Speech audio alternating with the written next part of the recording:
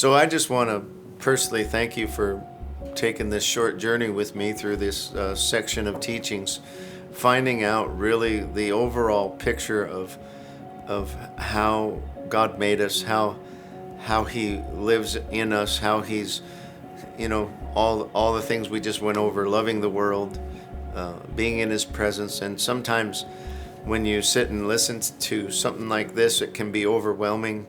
You don't know if you can do it. You don't know where to start. And so I just want to reassure you that there's a place of rest just to know that God's a loving Father. He on purpose described Himself that way, and He describes us as His sons and daughters. And so He's a patient teacher. He's not in a hurry. So it's not like you have to play catch up or there's a deadline that you have to fulfill. There's a resting place in Him, even though you're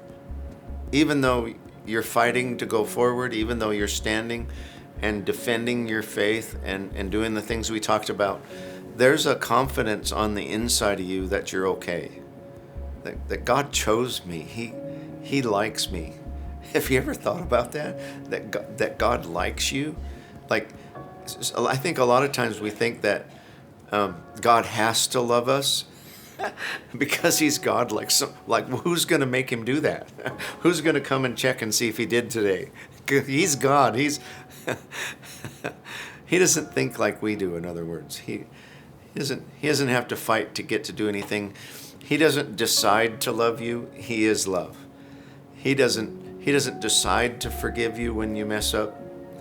He is forgiveness. He doesn't choose, okay, today I'm going to provide for this bunch of people, but this one here I'm going to make them suffer.